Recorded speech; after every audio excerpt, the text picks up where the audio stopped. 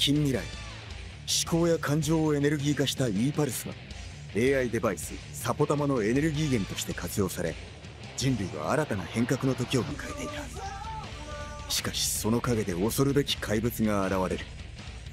E パルスを食らい進化するモンスター、その名を Vocês pediram e cá estamos nós aqui de novo para mais um episódio de Beach Break. E eu prometo que esse vídeo não vai ser tão longo quanto o outro, tá? Muito do porquê eu já falei muitas coisas que acabaram se confirmando nesse episódio. Mas tudo tem seu tempo e a gente vai chegar lá. O episódio se inicia com a Glowing Dawn chegando no local onde o Tomoro e o Gekomon estavam lutando com o Yanmon. E aqui vemos o uso das habilidades do Sapotama em ação. Porém, como o Tomoro não treinou adequadamente para isso, ele rapidamente fica fadigado, porque o impulso, se não bem controlado, vai sendo drenado lentamente para fortalecer o Gekomon. E isso é reforçado pelo Makoto assim que ele chega, que se continuasse daquela forma, ele não ia aguentar. Então temos uma animação lindíssima, onde vemos o Gekomon lutando. Ele é todo desengonçadão, mas ele é extremamente rápido e extremamente ágil. Ele consegue meio que dar uma canseira em um dos Yanmons. Porém, infelizmente, o Tomoro é surpreendido pelo outro Yanmon pelas costas, mas a Rena e o Makoto, como já estavam lá para dar suporte, tentam agir. E quando questionados sobre quem absorveu o impulso do Asuka, a gente vê que os Yanmons são predadores e extremamente cruéis. Um deles grava o nome de todas as vítimas, enquanto o outro diz que não se importa com o nome da comida. Inclusive, um deles foi o que devoraram o impulso da colega de classe do Tomoro, a Hitomi. E nesse momento ele começa a se culpar pelo que aconteceu com a colega dele antes, porque os Yanmon foi atrás dela por conta do impulso do Tomoro. Eles sentiram o cheiro dele, porque o impulso do Tomoro parece ser algo muito, digamos assim, nutritivo para os Digimons, né? E a gente vê isso na prática porque o Gekomon ele fica muito forte ao absorver o impulso do Tomoro. E essa revelação meio que fez ele desanimar. E com esse desânimo fez com que o Gekomon enfraquecesse. Foi quando o Overmon resolveu intrometer e atacou o Yanmon, que começou a brilhar para evoluir.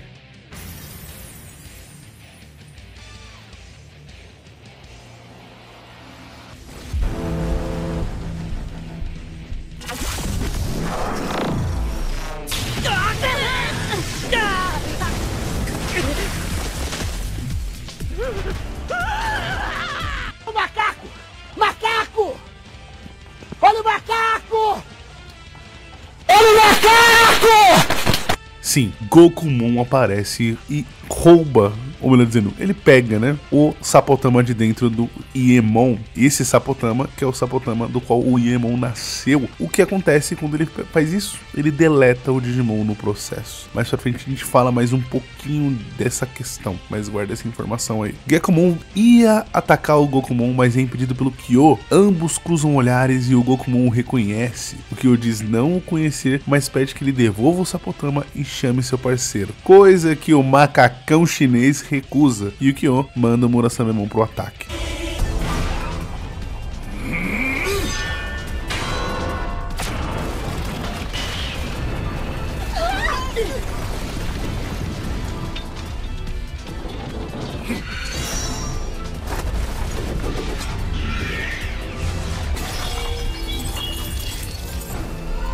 Ele se defende e abre uma fenda para aquele espaço digital, sumindo. O Murasamemon pergunta se deve ir atrás dele, mas o Kyo diz que não. E aqui novamente vemos a personalidade calma do Kyo mudar rapidamente para algo muito sério e muito focado. É nítido a mudança de expressão. E cara, mesmo que tenha sido só um golpe que eles cruzaram, é o suficiente para essa temporada já mostrar que os Kanzentai não vão ser só mais um degrau. Coisa que eu já falo há muito tempo. Muitos animes banalizaram os Ultimate, então fez com que a galera tratasse os Digimon de nível perfeito como se fosse escada, como se eles não fossem verdadeiramente poderosos, quando na verdade eles são sim muito poderosos. E esse trecho mostra por si só a colisão dos golpes deles foi o suficiente pra literalmente destruir todo o ambiente que eles estavam. E olha que nem foi um golpe especial, eles literalmente só bateram uma arma na outra. Então eu tô muito contente que a gente vai ver em ação um pouco mais dos Digimons perfeitos e mostrar que o nível Mega já é algo além do absurdo, né? Isso eu já vi falando há muito tempo e o pessoal vive falando, não, que não é. Então essa temporada tá aí mostrando. Com todo esse rolo dessa treta dos dois Digimons, um dos Yanmon foge e o Tomoro desmaia e temos um flashback flashback do seu aniversário com toda a sua família. Na manhã seguinte, o Tomura é levado para a base da Glowing Dawn, onde a gente vê um pouco da rotina do grupo e vemos esse carinha deitado. Ele já tem perfil oficial, olha que irado. Ele é um puma gordinho, que Digimon bonito.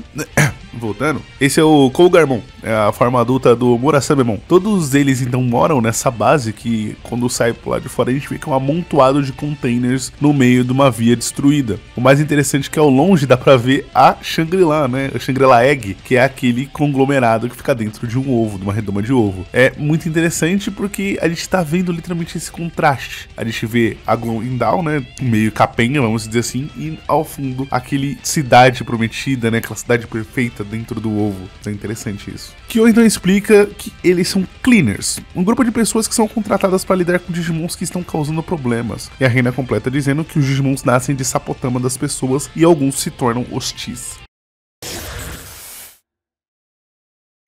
Opa, você aí, você mesmo. Seu deck tá incompleto? Não tem com quem jogar? Não se preocupa, meu nobre, eu tô aqui para resolver os seus problemas. Pois na Millennium Card Game você não só consegue adquirir novas cartinhas pro seu deck e bucha para fazer ele virar um meta, mas também encontrar uma turma bem engajada para jogar o card game e bem paciente com os novatos. Então se você é de São Paulo, vale a pena dar um pulo na loja física para você jogar umas partidas e de quebra, quem sabe você não me arrebenta no card game físico. Mas caso você não consiga, eles entregam para todo o Brasil. E é claro que você pode usar o cupom HKC para ter 5% de desconto nas suas compras. Bom, e é claro, né, se você vai adquirir suas cartas, você também vai querer proteger as suas cartas. Então você vai precisar, é claro, obviamente, dos acessórios da Três Dragões, que tem basicamente tudo que você precisa, como deck box de alta qualidade, bem estilosa. Saca só, você pode colocar a sua cartinha que representa o seu deck bem na frente, para você saber qual deck você tá pegando. Ou você pode colocar uma carta favorita sua, aí vai o seu gosto. E ela é bem espaçosa, cabendo o seu deck, side deck, dados, até o seu próprio marcador de memória e, é claro, também alguns outros acessorinhos, como esses marcadores muito úteis que vai ajudar você a não se perder na partida. E, é claro, esses contadores de memória. Olha que bonitinho. Tem o Agumon, tem o Vemon e pra você que é fã do Tamers, tem até mesmo o Guilmon. E, é claro, se você não quer nenhum dos bichinhos, tem o Digivice também, que é bastante neutro e é bem legal pra você ficar aí jogando com estilo. Então vai lá na Três Dragões, porque, adivinha só, descontinho pra você inscrito do canal, meu nobre. Com o cupom HKC6 vocês vão ter 6% de desconto nas suas compras. Lembrando que além desses acessórios pro TCG, eles também têm acessórios para quem joga RPG de mesa, tipo Vampira Máscara, então vale muito a pena.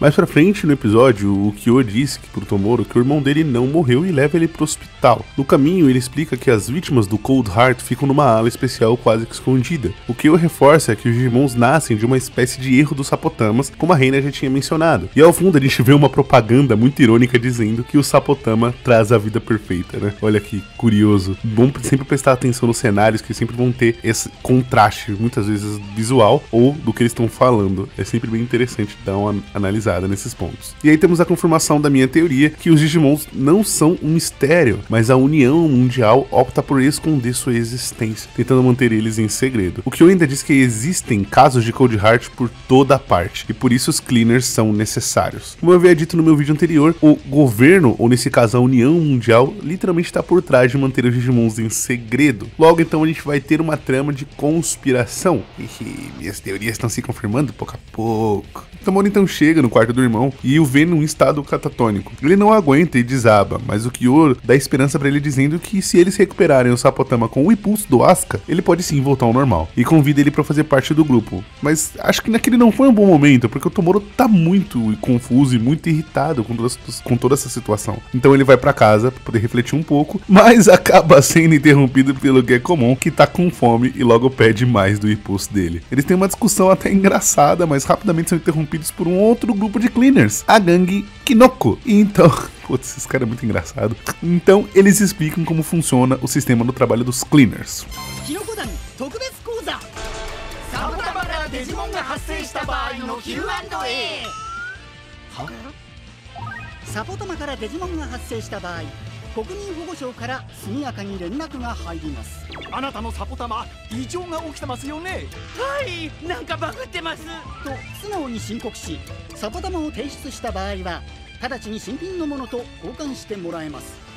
ただしお前のように連絡を無視して逃亡した場合、直ちに賞金首としてクリーナーに情報が共有される。 Então vemos que o Tomoro, por não responder uma chamada do ministério, eles começam a colocar a cabeça dele a prêmio. Inclusive o Gekomon zoa ele falando que a recompensa dele é muito baixa. Mas os Gangue Kinoko completa dizendo que é porque ele acabou de nascer, então Digimons que são, entre aspas, recém-nascidos, têm uma recompensa muito mais baixa e é muito mais fácil de serem caçados. Não dá nem tempo deles pensar e a Gangue Kinoko começa o ataque. Com o Gekomon imobilizado por conta do veneno do Mushmon, o Tomoro só pode fugir. Mas eles são perseguidos e o Gekomon diz que fugir não vai adiantar nada e que eles têm que lutar. O Tomoro então concorda e já energiza o seu Sapotama com o Impulse pro Gekomon lutar. E ele até que se sai bem contra os dois Mushmon, mas o Chamblemon já é outra parada. Ele lança esporos que ao entrar em contato com a pele, suga a energia, suga o Impulse deles. E como isso tocou o Gekomon e a mão do Tomoro, obviamente os seus impulsos começam a ser sugados e eles ficam mais fracos. Entretanto, porém, todavia, reforços chegam. Tirapmon com seu Paralyze Echo paralisa os seus alvos, enquanto o Overmon, literalmente com seu Tomboy Blaze, afasta e elimina todos os esporos do Chamblemon. Mas, ao ouvir o nome Kyo, a gangue literalmente foge com medo. Voltando para a base da Glowing Dawn, a Reina fala que ele pode ser foragido por conta de recusar a ligação do ministério ou se juntar a Glowing Dawn como cleaner e limpar sua ficha. E por livre e espontânea pressão, ele é obrigado a aceitar. No fim, o Kyo diz que vai ajudar ele a recuperar o impulso do irmão dele, o Asuka, e menciona que eles são amigos e que amigos ajudam uns aos outros. Algo interessante também, né, é que ele menciona que os pais do Tomoro estão ausentes. Ele não menciona o que aconteceu, só menciona que eles são ausentes. E o episódio termina com o Kyo servindo uma macarronada com cogumelos, fazendo uma clarinha referência aos nossos queridos Gangue Kinoko, que apareceu. Esses brothers, muito comédia, mas eu tô muito contente que, de novo, mais uma teoria foi confirmada. A gente vai ter outros grupos de cleaners, vai ter outras gangues, né, que vão estar aí no cenário de Beach Break pra poder disputar essa parada. Vai ter algum tipo de conflito e eu acho muito interessante, porque, cara, de novo, é muito legal ver essa parada dos Digimons e dos humanos interagindo. Não necessariamente só o grupo protagonista tem Digimons porque eles são especiais. Não, nesse caso qualquer um pode ter um Digimon. E isso deixa as paradas muito mais imprevisíveis e mais interessantes de se acompanhar. Então, tipo assim, eu não tava botando fé que a maioria das minhas teorias seriam confirmadas, mas meio que tá sendo confirmado aos poucos. E eu tô muito contente porque eu tô muito hypado, cara. Então, não tenho o que dizer. Esse episódio pra mim foi fantástico. O ritmo dele foi um pouquinho mais lento que o do primeiro, mas tinha que explicar muita coisa, então não tem o que fazer. Tem que diminuir um pouco o ritmo, mas ainda assim achei legal. No final teve uma batalha ali. O interessante é que o Gekomon não evoluiu ainda, que geralmente é um padrão dos animes de Digimon, que é o protagonista evoluir nos primeiros episódios, mas a gente tá no segundo episódio ainda, né? A animação continua fantástica e a gente torce pra que continue assim, mas a gente fica com o pé atrás porque é a Toei, né? Então, já sabe. Bom, então é isso. Foi tudo isso que eu concluí pra esse segundo episódio. Deixem seus pensamentos, teorias e tudo mais. E a gente vai continuando vendo aqui Beach Break e espera que continue sendo bom. Mas é isso, eu gostaria de agradecer os membros do canal que me dão uma tremenda força para manter esse canal ativo. A todos vocês, meu muito obrigado, de verdade. Se você não pode ou não quer ajudar dessa forma, não se preocupe. Você deixando o seu like e deixando a sua inscrição, o seu hype e o seu comentário já me ajuda bastante, beleza? Mas é isso então, muito obrigado e a gente se vê então no próximo vídeo. Até mais.